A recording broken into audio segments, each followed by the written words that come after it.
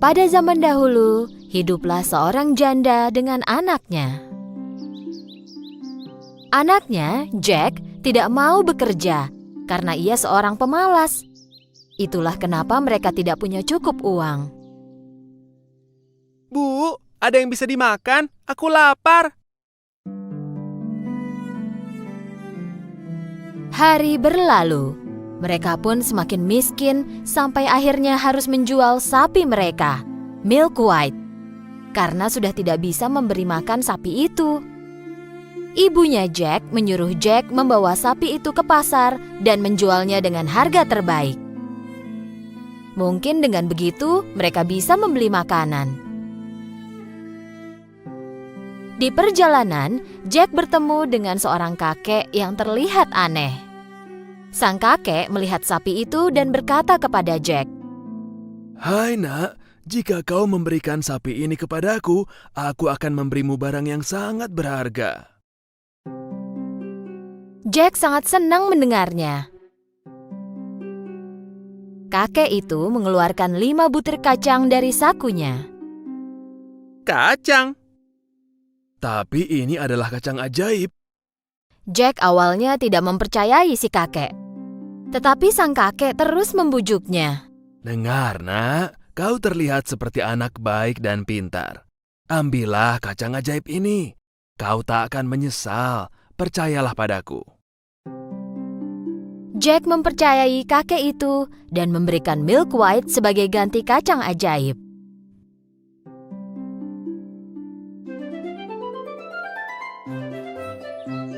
Senang dengan barter yang dilakukannya, Jack berlari pulang. Bu, lihat apa yang kudapat. Melihat Jack berlari pulang dengan gembira, ibunya pikir Jack menjual sapi itu dengan harga yang mahal. Tapi ketika Jack menunjukkan kacang ajaib, ibu Jack menjadi sangat marah. Dia melempar kacang ajaib ke halaman dan menyuruh Jack masuk ke kamarnya. Kau dihukum diam di kamar sampai kusuruh keluar dan tak ada makan malam untukmu.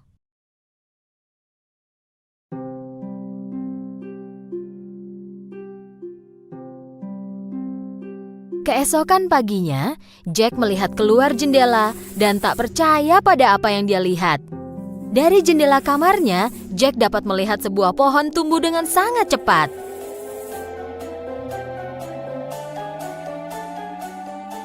Ini bukan pohon biasa atau bunga raksasa, ini pohon kacang ajaib. Jack melompat ke pohon kacang ajaib dari jendelanya. Dengan menggunakan daun dan cabang berpilin seperti tangga, Jack memanjat pohon kacang itu. Akhirnya, Jack mendapati dirinya di tempat asing yang semuanya terlihat lebih besar dari biasanya. Jack melihat jalan berbunga dan rumah yang sangat besar di ujungnya. Jack mendekati rumah itu dan mengetuk pintunya. Seorang raksasa wanita menjawab,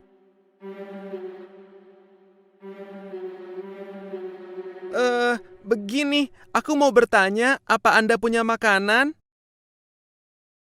"Ya, aku punya, tapi kau harus pergi sebelum suamiku pulang karena dia suka makan anak-anak." Tentu saja Jack sedikit takut, tapi juga sangat lapar. Baru saja Jack duduk di meja untuk makan, ia mendengar seseorang di luar berbicara dengan suara berat. Fe, fe, fo, fos. Aku mencium aroma anak-anak. Mentah atau dimasak, aku tak apa. Aku selalu suka rasa anak-anak.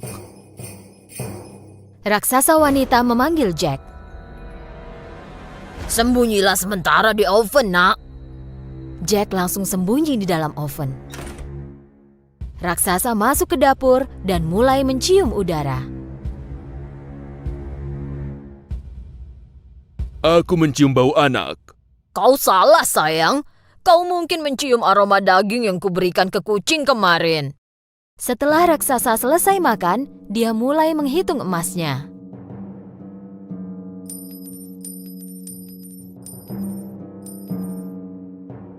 Tak lama kemudian, raksasa kelelahan menghitung emas lalu tertidur.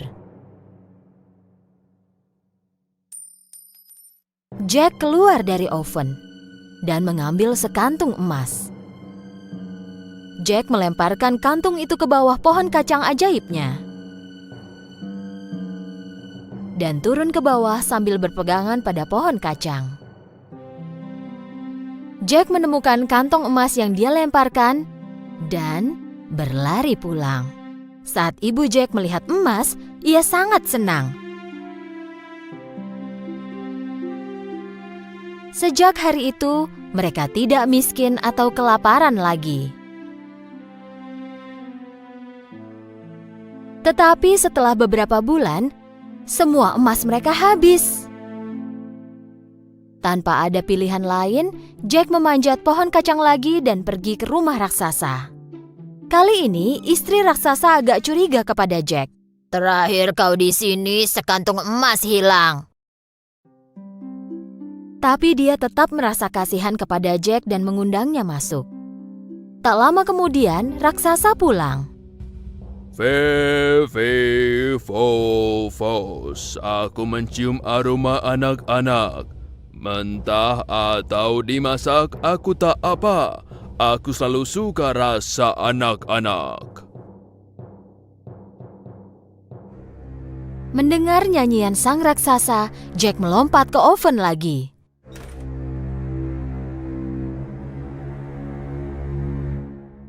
Setelah selesai makan, raksasa meminta istrinya untuk membawakan ayamnya. Saat istrinya membawakan ayam itu, raksasa memerintahkan ayam untuk bertelur. Jack sangat kaget, ayam itu mengeluarkan telur emas. Dan saat raksasa tidur, Jack keluar dari oven dan mengambil ayam itu lalu cepat-cepat turun dari pohon kacang. Berkat telur emas, Jack dan ibunya kini kaya lagi. Tetapi setelah beberapa lama, Jack ingin mencoba keberuntungannya lagi dan mulai memanjat pohon kacang ajaib. Kali ini, Jack masuk ke rumah raksasa tanpa diketahui istri raksasa. Dan Jack bersembunyi di pot tembaga besar. Tak lama, raksasa pun pulang. Fos.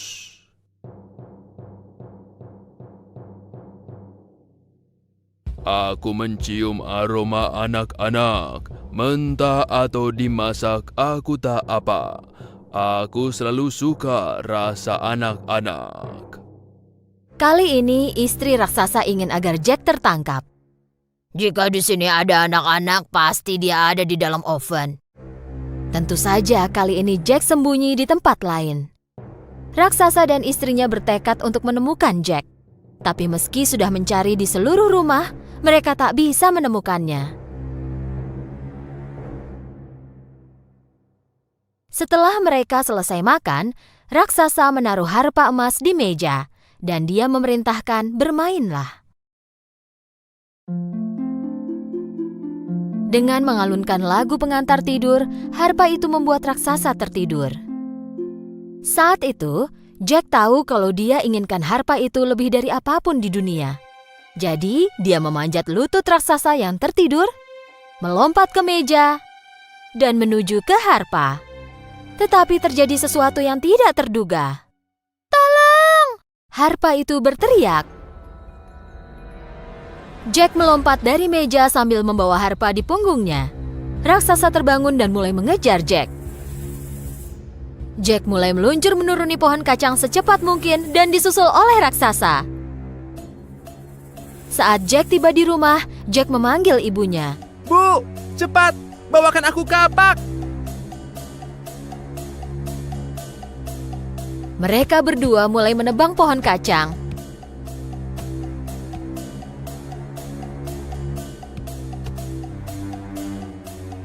Dan akhirnya, pohon kacang itu beserta sang raksasa jatuh ke tanah dengan suara keras. Mereka selamat dari raksasa. Akhirnya kita selamat. Mereka memang selamat, Tapi Jack sangat menyesal pada semua perbuatannya. Dia hampir mati karena keserakahannya. Jack berjanji kepada ibunya bahwa ia tak akan mencuri dari siapapun lagi dan akan bekerja keras. Sejak saat itu, Jack dan ibunya tidak pernah kekurangan lagi. Ya, mereka punya ayam bertelur emas yang membantu mereka. Tapi Jack juga tak pernah malas bekerja lagi. Pada zaman dahulu, di negeri timur, hiduplah seorang anak laki-laki miskin namun baik hati bernama Aladin. Karena tinggal bersama ibunya, Aladin melakukan pekerjaan kasar, bahkan pergi jauh sekali untuk mencari uang.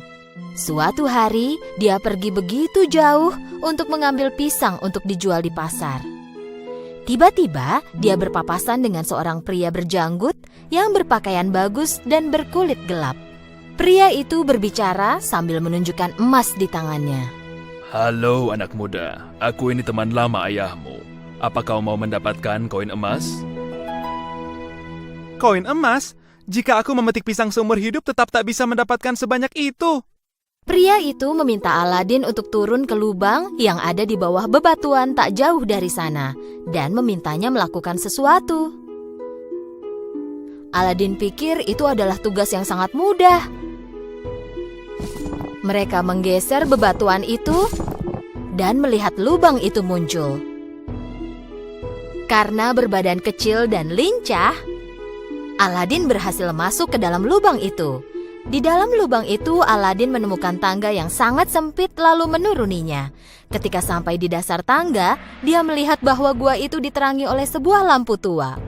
Aladin tak percaya pada apa yang dilihatnya. Di dalam gua itu ada banyak permata, emas, dan penuh dengan harta. Dalam keadaan masih terkejut, Aladin ditakutkan lagi oleh suara dari atas. Lampu! Apa kau melihat lampu? Matikan lampunya dan bawakan kepadaku. Dari semua harta dan emas yang ada di dalam gua, Aladin tidak percaya bahwa satu-satunya yang pria itu inginkan adalah lampu tua tak berharga ini. Kini Aladin jadi takut. Aladin mengambil lampu itu dan mulai memanjat tangga. Tapi sebelum dia melakukan apapun, pria itu mulai berteriak. Cepat berikan lampu itu padaku. Aladin tak mengerti perilaku pria itu. Pertama-tama aku ingin keluar dari sini. Jika kau tak memberikan lampu itu segera, aku akan mengurungmu dalam gua ini selamanya. Saat itulah Aladin tahu bahwa pria ini tidak baik. Tidak, pertama-tama aku ingin keluar dari sini. Baiklah kau yang memintanya. Hei, berhenti, apa yang kau lakukan? Tanpa sadar cincinnya telah jatuh ke dalam gua, pria itu mendorong batu menutupi lubang itu dan meninggalkan Aladin di sana. Aladin melihat cincin itu di lantai dan segera mengambil dan memakainya. Dengan diiringi suara membahana, gua itu disinari oleh awan berwarna merah muda dan dari dalam awan itu terlihat sesosok raksasa. Sambil ketakutan, Aladin melihat raksasa itu. Mintalah apa saja. Tapi jangan lupa, kau hanya punya 3 permohonan. Aku ingin pulang ke rumah. Baiklah, nak. Dalam sekejap, Aladin sudah ada di rumahnya.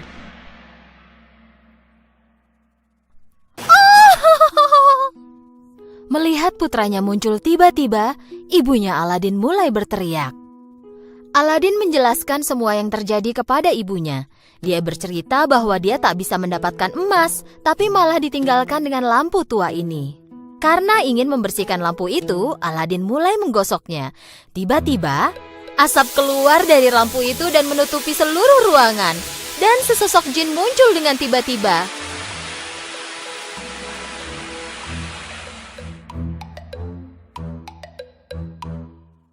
Woohoo! Wow, Bung! Aku sudah terjebak dalam lampu ini selama ratusan tahun. Dan kau telah menyelamatkanku. Baiklah, mintalah apapun yang kau inginkan. Dengan terkejut dan termangu, Aladin dan ibunya terus saja memandangi jin itu. Jin mengulangi lagi ucapannya. Mintalah apapun yang kau inginkan. Baiklah, kalau begitu, siapkan meja penuh makanan dan minuman lezat untuk kami. Tiba-tiba sebuah meja besar muncul di tengah-tengah ruangan dengan segala jenis makanan, buah, dan manisan. Sejak saat itu, berkat lampu ajaib, semua yang diminta Aladin dan ibunya menjadi kenyataan. Mereka hidup sebagai orang kaya dan bahagia.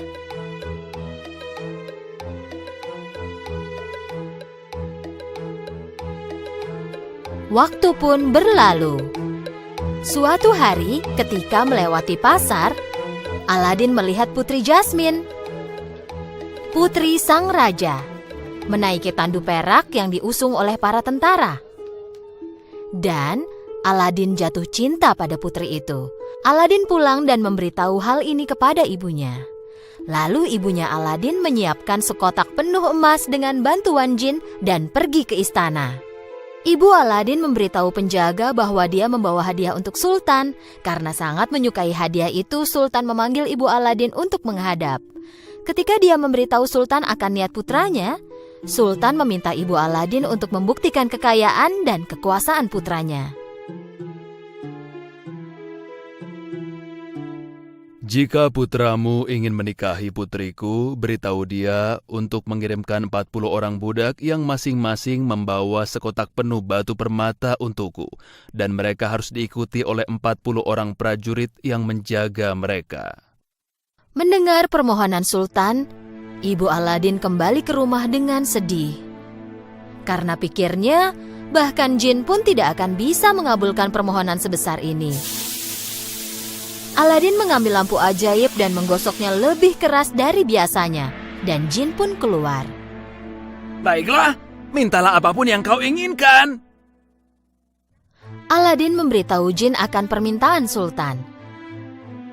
Jin bertepuk tangan 3 kali, dan tiba-tiba tepat di samping mereka muncullah 40 orang budak dengan kotak yang penuh harta dan 40 orang prajurit yang menjaga mereka. Keesokan harinya, karena melihat semua permintaannya tersedia di hadapannya, Sultan sangat terkesan. Sultan penasaran akan seberapa kaya Aladin. Aku ingin putriku tinggal di istana yang besar dan mewah. Dengan begitu, barulah aku akan mengizinkan putriku menikah denganmu. Aladin memberitahu jin akan permintaan Sultan kali ini. Jin langsung mengabulkan permohonannya. Aladin tidak percaya pada apa yang dia lihat. Sebuah istana megah dan mewah berdiri tepat di samping rumah mereka. Aladin tidak percaya pada apa yang dia lihat. Sultan pikir bahwa dia tidak dapat menemukan calon suami yang sekaya Aladin. Aladin dan Putri Jasmine melangsungkan pesta pernikahan besar selama 3 hari 3 malam. Semua orang mendengar akan keberuntungan dan kekayaan Aladin, tapi Aladin dan ibunya tidak mengatakan apapun tentang jin kepada Jasmine. Suatu hari, seorang pedagang keliling datang ke istana Aladin. Lampu tua, lampu tua. Aku membeli dan menjual lampu tua. Aku membeli barang-barang tua. Jasmine mendengar teriakan pedagang keliling itu dan berpikir jika dia menukar lampu tua dengan lampu baru, itu akan membuat Aladin sangat senang. Jasmine memberikan lampu ajaib kepada pedagang keliling dan mendapatkan lampu baru. Pedagang keliling itu sebenarnya adalah pria jahat yang telah mengurung Aladin di lubang, tempat semua kisah ini dimulai. Saat dia memegang lampu itu, dia segera memerintahkan jin untuk memindahkan istana beserta Jasmine ke tempat yang jauh. Ketika Aladin kembali ke rumah malam itu, istananya tak terlihat dimanapun. Dia tahu telah terjadi sesuatu yang buruk. Rumah lama mereka yang ada di samping istana itu masih berdiri tegak. Aladin segera berlari ke rumah dan menemukan cincin yang ditemukannya di dalam gua. Begitu dia mengenakan cincin itu di jarinya, raksasa muncul sekali lagi. Mintalah apa saja yang kau inginkan. Tapi jangan lupa, kau hanya punya 2 permohonan lagi. Bawalah aku segera menemui Jasmine. Begitu Aladin selesai berbicara, dia mendapati dirinya ada di dalam istana. Dia segera bersembunyi. Istrinya, Jasmine, bekerja menjadi pelayan pria jahat itu. Pria itu memegang lampu ajaib di tangannya. Setelah tiba di tempat tersembunyi, Aladin mengenakan kembali cincin itu. Dan raksasa pun muncul lagi. Mintalah apa saja yang kau inginkan, tapi jangan lupa kau hanya punya satu permohonan lagi. Buatlah pria jahat itu tidur nyenyak dan lama sekali. Begitu Aladin menyelesaikan kalimatnya, dia berlari ke arah istrinya. Jasmine melihat pria jahat itu dengan ketakutan. Ketika Jasmine melihat Aladin, dia sangat bahagia. Aladin memberitahu semua yang terjadi mulai dari pertama. Jasmine mendengarkan Aladin dengan takjub. Aladin menggosok lampu ajaib lagi. Lalu muncullah jin.